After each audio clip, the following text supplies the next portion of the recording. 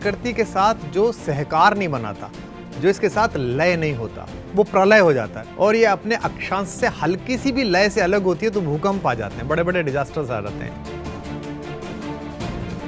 इस मनुष्य को इतना पागलपन क्यों हो गया है कि चीते की जगह भी ये खाएगा, शेर के जंगल में भी ये घुस जाएगा, इसको जो शहद के छत्ते लटके हुए हैं वो भी इसे ही खाने हैं। अगर तुम सारे भाइयों के छीन के खाते रहोगे तो एक दिन सारे भाई मिलकर तुम्हें मारेंगे और तुम परेशान होगे।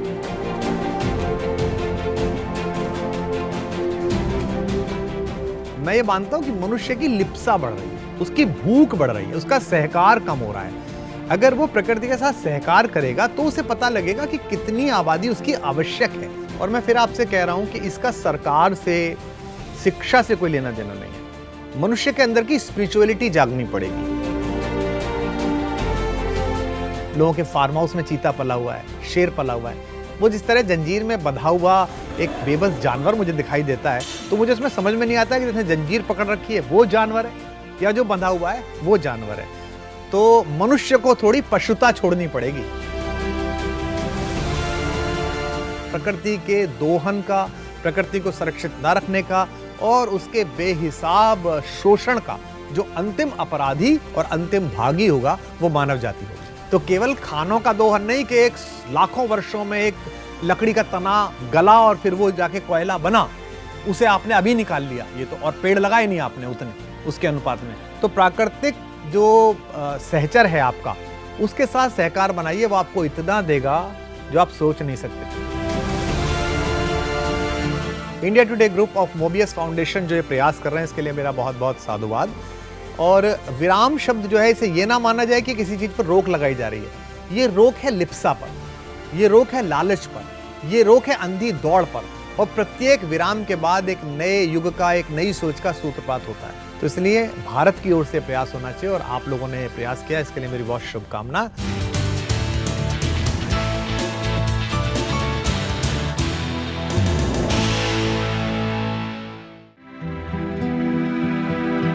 हमारी पृथ्वी सभी तरह के जीवन का आधार है। पृथ्वी के नेचुरल सिस्टम का चक्र ऐसा है कि हम जितना उपयोग करते हैं उतना फिर सृजित हो जाता है।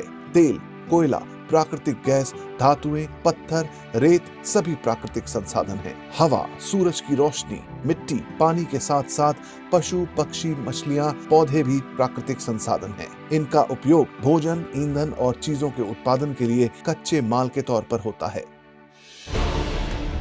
लेकिन ऐसा क्यों है कि हमारी बढ़ती हुई आबादी और बढ़ता लालच इन प्राकृतिक संसाधनों का तेजी से दोहन कर रहे हैं? हालात ये हैं कि हमारी खपत पृथ्वी की पुनरुत्पादक क्षमता से कहीं ज्यादा हो गई है। 1970 के बाद स्थिति ऐसी है कि हम अपनी लाइफस्टाइल को बनाए रखने के लिए 1.5 गुना पृथ्वी से भी ज्यादा के बराबर उपभोग कर रहे हैं। 80% आबादी संसाधनों का इस्तेमाल इसी तरीके से कर रही है। इसे इकोलॉजिकल डेफिसिट कहते हैं। जैव विविधता हो, जलाश्रोत हो या समुद्री इकोसिस्टम, इनका मोल नहीं लगाया जा सकता। लेकिन अर्थशास्त्री मानते हैं कि अपने इकोसिस्टम की जो सेवाएं हम लेते हैं, ये सब दुनिया की सालाना जीडीपी के बराबर हैं। मानवीय गतिविधियां, खासकर भूमि उपयोग में बदलाव, बड़े पैमाने पर परिवर्तन के लिए जिम्मेदार हैं। प्राकृतिक संसाधनों का निरंतर अति उपयोग पर्यावरणीय विनाश का कारण बना है, जिससे पारिस्थितिक तंत्र और जैव विविधता का अपूरणीय नुकसान हुआ है।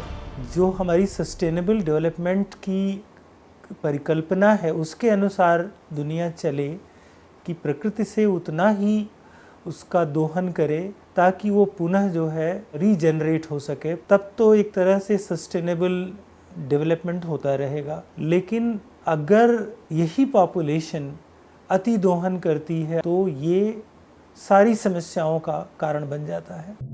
अगर ऊर्जा उपयोग, परिवहन, कृषि और भूमि उपयोग के पैटर्न नहीं बदलेंगे तो पारिस्थितिकी तंत्र का नुकसान और जलवायु परिवर्तन मानव संभावनाओं को खतरे में डालते रहेंगे। आज जरूरत है वैश्विक पहल और सामूहिक प्रयास की, जिसके लिए सबसे जरूरी है मानव आबादी को स्थिर करना।